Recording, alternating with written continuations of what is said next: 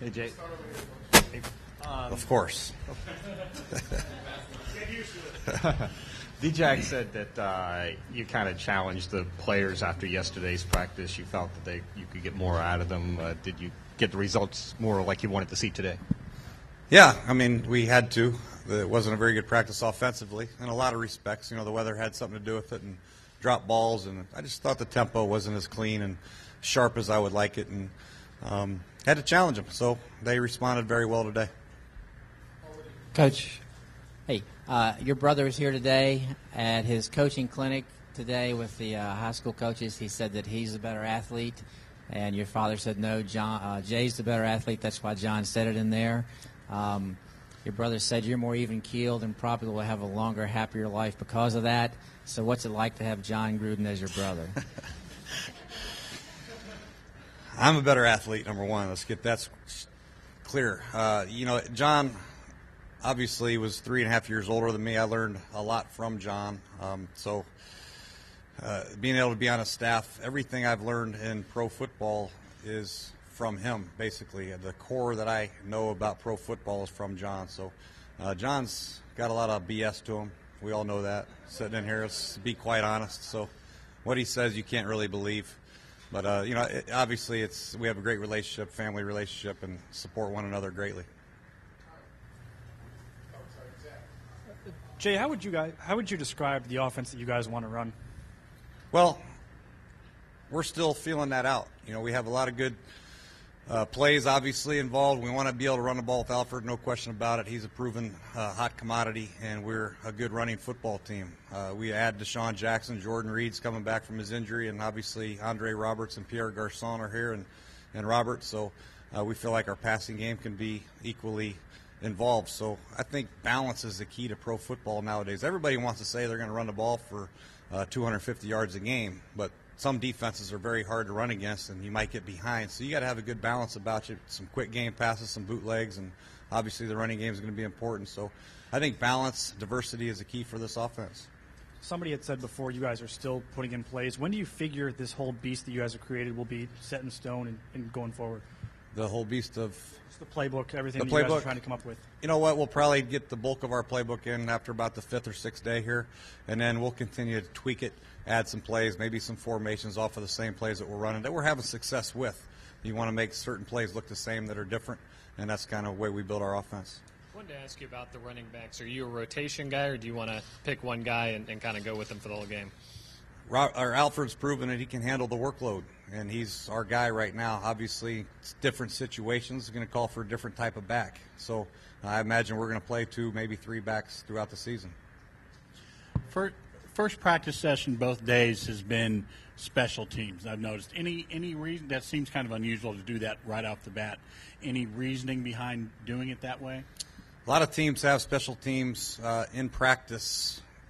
It just kind of disrupts the flow. Coach Kotwika wanted to get the special teams done first, a big 15-minute period done first, where they're focused in on it, they're fresh, everybody's involved in it, and it's worked out very well so far. Once we get that period out, we come back, we get into individual, and we get into our teamwork, and then we have another special team session in the middle of practice.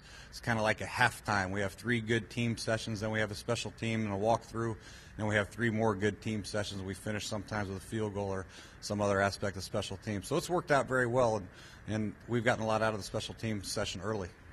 Coach, getting back to the family theme, what did it mean to have your dad here today, seeing you as a head coach in the NFL? It was good to get my dad on a plane. This is the first time he's got on a plane in a long time. He traveled a lot as a scout and a coach over the years, and he loves to play golf. So to get him on a plane and off the golf course is a treat. But he's obviously wanted to come up here. It's just a matter of getting him here. And very supportive, no doubt. When I played college football, he was a scout, and he never missed one game. So obviously there's a lot of family. We're very close, obviously, and to get him up here is special. Each day you're installing a new segment to the offense. How many new plays are you putting in a day? We put in probably 50 or 60 last night. We'll probably put in about 35 or 40 tonight, and then it'll probably go down to 20 the next night and 15. And then the special situations will dictate that. Like we'll put in red zone one night. We'll put in goal line short yardage another night. So different situations, 2-minute, no huddle, all that will start to come in eventually. But we're putting in the core of our offense here the first 3 days. by the time the end of the week comes up Sunday night, hopefully we'll have most of it in. What kind of growth or improvement, or if any, have you seen out of Bakari Rambo and Philip Thomas since they got to work in the preseason and the off-season program, and it's compared to now? They're doing well, especially Philip Thomas. Rambo, he's trying to build on what he did last year. He made his mistakes, obviously, as a young kid, but they're competing back there. And we'll see a lot of that growth start to play itself out once we get in pads and once we get to the preseason games. It's hard to tell right now, but they're all buying in. They're all working hard. You watch practice film today, you can see the defense really flying to the football, pursuing angles are excellent. So all those guys are really competing at a high level right now, and it's going to be a tough decision there at the safety spot, no question. Yesterday, Andre Roberts said that he is returning punts and kickoffs in a first-team capacity.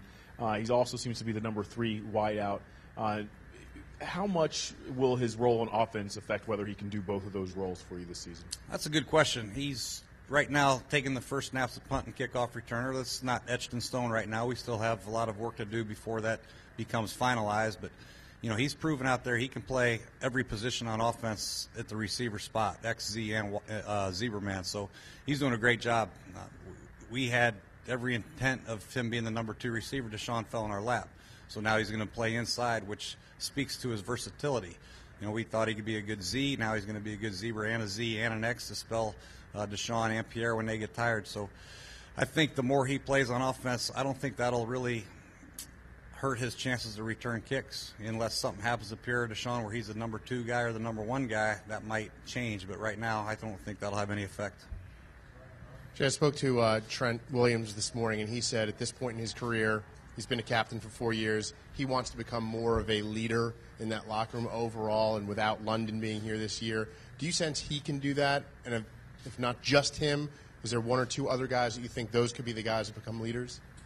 I don't think there's anything Trent can't do. Trent's a special player. He's one of the guys that when you watch practice film, he's the first guy you usually watch. He's fun to watch. He's got great feet. He's athletic. He's strong. He's taken over the offensive line. He is a leader. People all look up to him. So what he does in the locker room is what he does. I don't know. But if he wants to take that role, I'm sure the players will welcome it with open arms. As far as anybody else taking over, we talked about D'Angelo Hall yesterday, and when those players get behind closed doors, who the leaders are, sometimes you don't know as a coach. You have a pretty good idea once you get to know them a little bit more throughout the regular season. You see the players that step up, and we'll see how that plays itself out. But the big thing is we want all our guys to come in here and practice hard and lead by example, number 1. Leadership will take care of itself once we go on. Coach, with this offense, it seems like basically being a kid in a candy store with the amount of playmakers you have on offense from wide receiver, tight end, running back. As you being an offensive coordinator with the Bengals now, head coach and all these guys that want to get all these targets, what does that present to you in terms of game planning moving forward in training camp, especially getting ready for your first preseason? You want to get people involved. That's what the beauty of this offense hopefully is able to spread the ball around. We're able to get the running game involved. We're able to get Andre Roberts, Deshaun, and Pierre their touches, and Robert whatever he needs to do, and Darrell Young, Jordan Reed, even Paulson. We got to try to get everybody involved. When we call a play, we don't know who the ball's going to. We don't call a play and say throw it to this guy no matter what, unless it's a special circumstance. But so it's up to the quarterback to make the read. Some days Deshaun will have 10 catches for 200 yards. Maybe he'll have 2 catches for 8 yards. We don't know how it's going to play out, how the defenses are going to cover us, but the coverage should dictate where the ball goes. And hopefully with the weapons that we have, a certain guy can make a defense play depending on how they're playing us. I know last year you had Giovanni Bernard coming out, and he was a real big asset for your offense. You got guys like Alfred Morris, Lou Jr., even Silas Redd, who's really played well these past 2 days. Do you expect to use that kind of option and a guy like Silas Redd in the backfield in the passing game? Very important to utilize that. If they want to double-team Pierre and Deshaun, then you need a back that can create a good matchup on a linebacker, a tight end in the middle. So we have Jordan Reed, we have Paulson, and we need another back to emerge as that third down type back, pass catching type back. Silas Redd's done some good things. Chris Thompson's look good out here. We're hoping Seastrunk can get better and better every day. So we got guys that are out here competing for that spot, and hopefully it'll play out. I'll play off the gentleman's question because that's where I was going to go. Chris Thompson got a lot of touches today, and he has a lot of speed. Is that, someone you're trying to get a good look at? Yes, very much so. He has got the speed, he's got the hands, he's got the quickness, he's got everything you're looking for. We just got to make sure he stays healthy. He's had a little bit of the injury bug the last couple of years, and knock on wood, he's been healthy, and he's looked good. So he's going to definitely compete for that spot. It seemed like you guys have been working in a good number of the third stringers with the first stringers. At one point you had the third string secondary and the first string front seven. How much are you trying to test those guys' mettle, just putting them in those kinds of situations? You got to test them, see if they're any good. You got to put them in with the ones. You got to put them in with the twos. You got to mix and match, mix and mingle these guys. You can't just put them in threes against threes all the time because you don't know how good they really are. So we try to get everybody reps and get a good look at everybody. And it's only day 2 coming up, so that's going to continually change over the course of this camp. So we need to get a look at everybody. We have some tight races right now for this 53-man roster. In order to make the correct decisions, you got to see people in different situations, and that'll be the key moving forward. Jay, when you guys broke down the tape of whatever happened last year and you looked at down and success rate on each down, this team was pretty good on third down, but they, for whatever reason, seemed to struggle in some passing situations on first down. Do you guys identify it in that way outside of third down situations, first and second down, what worked, what didn't work, and kind of use that to kind of get better on certain downs and situations moving forward? Moving forward, obviously the key down is first down. You want to try to make positive plays on first down. And when you get in second and long and third and long in this league, it's going to be very difficult. I've learned that the hard way with the Cincinnati Bengals, so first down's always a key, being diverse. You're so one-dimensional sometimes. Everybody wants to pound the rock. You get in second and 9. Sometimes it becomes harder and harder. So first down's a key down, obviously. Keep people off balance and maintain positive plays on first down to get yourself where your whole playbook is open on second down, second and medium. You can take a shot on second and medium. You can run the ball on second and medium. You can do everything you want, run a bootleg, whatever you want on second and medium, and then worst case scenario being third and medium, which is a heck of a lot easier to make than third and long. So as long as you're keeping the distance third down and medium to less, you have a chance to convert those a lot greater than you do third down and long. The success rate on third and long is miserable. Jay, when you talked about Andre Roberts' versatility, Deshaun Jackson can kind of go in and out to Pierre Addison. When you have guys like that with that versatility and put them out there all in the same set, what can you do as a coordinator? How can you be more creative because of that? Well, Sean's working at that. He's working hard. But there's a lot of things you can do. We're trying to do a lot of things right now. We're just starting the process right now, figuring out what these players are good at, what they like, who likes to line up inside, outside, where, and get a good comfort zone for these players running these routes from different locations. And some guys don't like to be inside, so we'll figure out who those guys are and what they're good at and try to feature them the best way we can.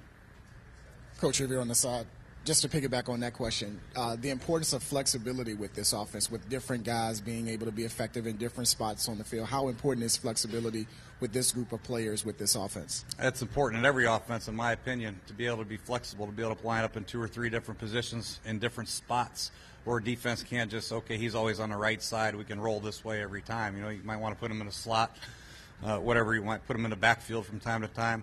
So flexibility is important, and with flexibility comes more responsibility for the player to study a little bit harder and Robert to learn the formations and spit them out. So we're in the baby steps process right now. We're just moving forward. We're going to try to always create an edge some certain way based on personnel, based on formation if we can. Obviously, we love to line up in one formation and run the ball down people's throats, but we got to be realistic here and might have to change it up from time to time. In Cincinnati, you didn't seem to use the fullback a whole lot. How does Darrell Young differ in his skill sets and maybe with the fullbacks you had there, and what kind of? Yeah, I didn't have Darrell Young at Cincinnati, so if I had him, I would have used him. So he's a very good fullback. He's very versatile. He can run, he can catch. So we're excited about having him. The personnel groupings will vary. We'll have a fullback, 2 tight ends. We'll have a fullback, 1 tight end, and we'll have 2 tight ends, no fullback. So the personnel will vary, but DY will be a major part of this offense. Hey, Jay, how you doing? During 7-on-7 and 11-on-11 drills, there seemed to be a lot of shallow and intermediate passes going on. Was that a point of emphasis to try and get Robert in more of a rhythm and get the completions up from yesterday, or do you think he might be struggling a little bit with reading the defenses and going through his progressions this early in camp? Well, a lot of times you'll have a shallow cross-type route, but there are routes behind it, and sometimes if the defense takes those deeper routes away, then you need to find the shallow and let the receiver get the yards for you. And that's part of the progressions as a quarterback, of not forcing the ball down the field, of sometimes taking a shorter route, getting the ball out of your hands, making positive plays. Instead of waiting for a big play to develop and get the pressure and take a sack, check it down to your back or find your tight end on a shallow cross. So I think he made some good reads today and worked through his progressions, got the ball out of his hands on time. And positive plays are good plays. Negative plays, we don't want. So we're just trying to get the ball out of his hands and keep drives alive and moving. Thanks, Coach. All right, thank you.